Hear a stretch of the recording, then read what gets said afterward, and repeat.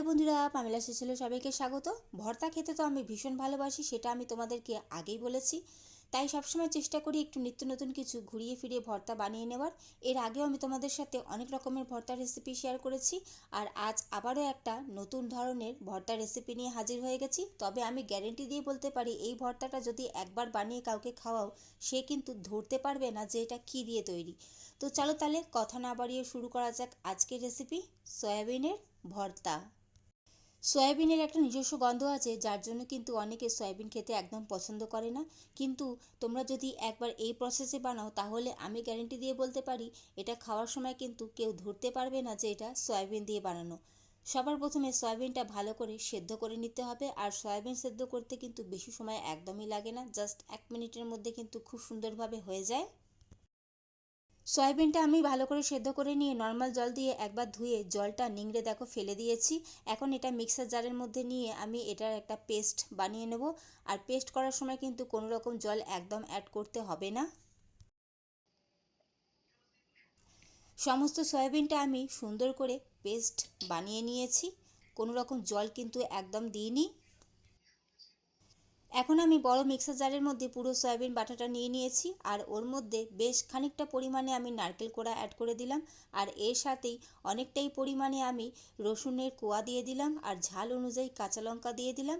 আর এর মধ্যে আমি 1 টেবিল চামচ মতন চিনি অ্যাড করে দিলাম। এখন সামান্য একটু জল দিয়ে এটা আমি একটা স্মুথ পেস্ট বানিয়ে নেব। যেহেতু সয়াবিনটা খুবই শুকনো, তাই সামান্য একটু জল কিন্তু অ্যাড করতেই হবে। আর ধনেপাতাটা আমি দিতে ভুলে গেছিলাম, তাই আবারও আমি খুলে ধনেপাতাটা দিয়ে দিলাম। এখন সমস্ত কিছু ভালো করে স্মুথ একটা পেস্ট আমি বানিয়ে নিয়েছি। অন্যদিকে আমি কড়াইতে তেল গরম করতে বসিয়ে দিয়েছি, তেল ভালো করে গরম হয়ে গেছে। এখন আমি ফোড়ন হিসাবে কালো জিরে দিয়ে দিলাম। ফোড়ন ভালো করে ভাজা হয়ে গেছে। এখন এর মধ্যে আমি একটা মিডিয়াম সাইজের পেঁয়াজ কুচি করে রেখেছিলাম, সেটা অ্যাড করে দিলাম। পেঁয়াজটা অর্ধেক আমি ভাজা করে নেব। আর এই ভর্তার মধ্যে তোমরা একটু চেষ্টা করবে নারকেলের পরিমাণটা একটু বেশি দেওয়ার, তাতে কিন্তু ভর্তার টেস্টটা খুব সুন্দর হয়। আর আমি এখানে নারকেলটা কিন্তু অনেকটাই বেশি পরিমাণেই ব্যবহার করেছি। নারকেল আর রসুনটা একটু বেশি দেওয়ার চেষ্টা করবে।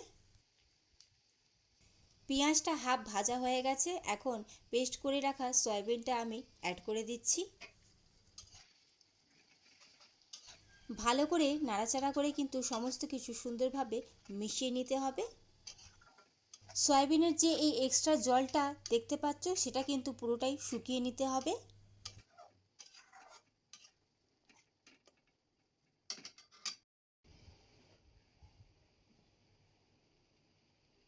এখন এর মধ্যে পরিমাণ মতন হলুদ গুঁড়ো, পরিমাণ মতন নুন, আর একটু সামান্য কালারের জন্য আমি কাশ্মীরি লঙ্কার গুঁড়ো দিয়েছি, জাস্ট সামান্য। এখন সমস্ত মশলা ভালো করে ভর্তার সাথে মিশিয়ে নিতে হবে। আর যে এক্সট্রা জল যেটা রয়েছে, সেটা পুরোটা একদম শুকিয়ে নিতে হবে। আর এইভাবে শুকিয়ে নিলে যখন কড়া থেকে উঠে আসবে, তখনই কিন্তু বুঝে যাবে ভর্তা একদম কিন্তু রেডি হয়ে গেছে। এই ভর্তাটা খেতে কিন্তু সত্যি একদম গরম ভাতে অসম্ভব সুন্দর লাগে।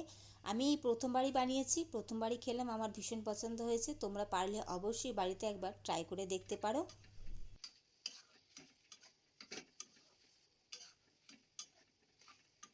তো দেখে বুঝতেই পারছো জলটা কিন্তু অনেকটাই পরিমাণে শুকিয়ে এসেছে, আর একটু শুকিয়ে নিলেই কিন্তু একদম ভর্তা রেডি হয়ে যাবে। তো বন্ধুরা, দেখে বুঝতেই পারছো ভর্তা কিন্তু একদম রেডি হয়ে গেছে। যে পরিমাণে জলটা ছিল সামান্য, সেটা কিন্তু পুরোটাই একদম শুকিয়ে এটা পুরো একদম ঝরঝরে হয়ে গেছে। আর দেখো কড়াতে লেগে যাচ্ছে, তার মানে ভর্তা একদম রেডি হয়ে গেছে। তো গ্যাসের ফ্লেমটা অফ করে এটা নামিয়ে নিয়ে গরম ভাতের সাথে সার্ভ করলে কিন্তু আজকের সয়াবিনের ভর্তা একদম রেডি। কেমন লাগলো তোমাদের আজকের রেসিপি, অবশ্যই সেটা কমেন্ট করে জানাবে। ভালো লাগলে অবশ্যই লাইক কমেন্ট শেয়ার করে দিও, এবং অবশ্যই আমার চ্যানেলটি সাবস্ক্রাইব করে আমার পাশে থেকো। চলো তাহলে আজকের মতন আসি, টাটা।